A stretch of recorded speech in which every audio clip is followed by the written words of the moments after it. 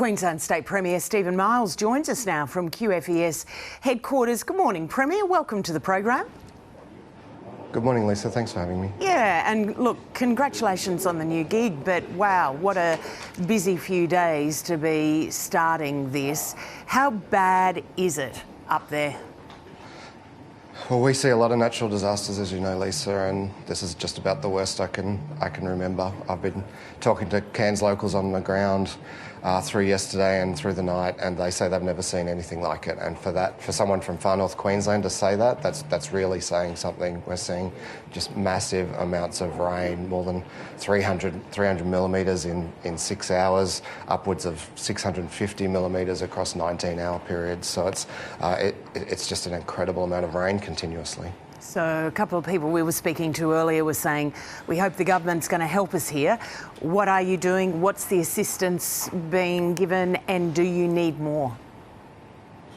I'm here at the State Disaster Centre, and it is bustling with people supporting those on the ground, and we have literally hundreds of people on the ground from police, the SES, we have the Navy and the Army, we have energy workers ready to connect power. There's about 15,000 people without power at the moment, but the real problem at the moment is the rain just won't stop, and so until it eases up, we can't get aerial support into remote places like Wudjil and Djara. We have people stuck on roofs there that have been there all night. There's 9 people, including a child, on the roof of the Wudjil Hospital, and we can't get aerial support into them because the cloud's so low and the rain is just so heavy. So we have people standing by, ready to do those rescues, but we got to wait till it's safe to do so. We've seen the request for Defence Forces more and more often for these natural disasters. So you're saying that request has been made and they're already there and helping? That's right. In fact, HMAS Cairns, obviously based there, were able to provide boats to us during the night. We rescued more than 300 people from their homes around Yorkeys, Nob and the Cairns northern beaches. We had every boat we could find in Cairns out there, from the yacht club, the surf lifesavers, the SES, and everything that HMAS Cairns could provide to help. What's your biggest worry over the next 12, 24 hours? My biggest worry is those people who are trapped on roofs and have been there for a long time, so we need to get them out. After that, though, we have concerns about drinking water, about sewerage, about power and telecommunications.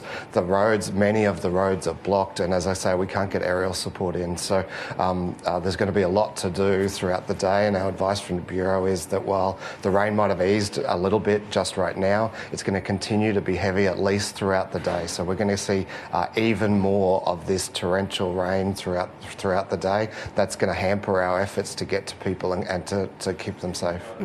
Your colleague, your Deputy Premier, Treasurer Cameron Dick, stressed that it wasn't the time to be talking about how much this might cost, but it does put it into context, put it into perspective when Townsville's natural disaster a few years ago was considered a $1 billion hit, and this looks like it's going to be bigger.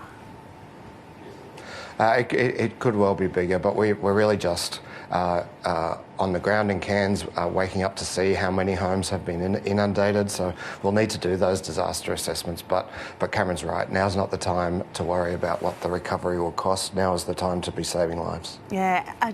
Just on another matter, you were supposed to be seeing your full cabinet being sworn in today. Your member for Cairns, Mr. Healy, won't be there, of course. We've already had him on the program. Is that still going ahead, the swearing in today, though?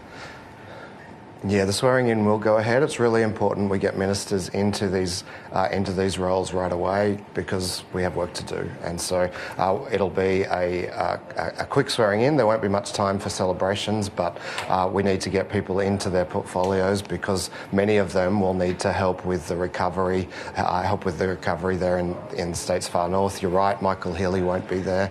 His portfolios will initially be given to the Deputy Premier just until we can get Michael safely to Brisbane to do his swearing in. And speaking of portfolios, what message does it send that you're axing the Olympic-specific portfolios? Does that mean your heart's not really in it?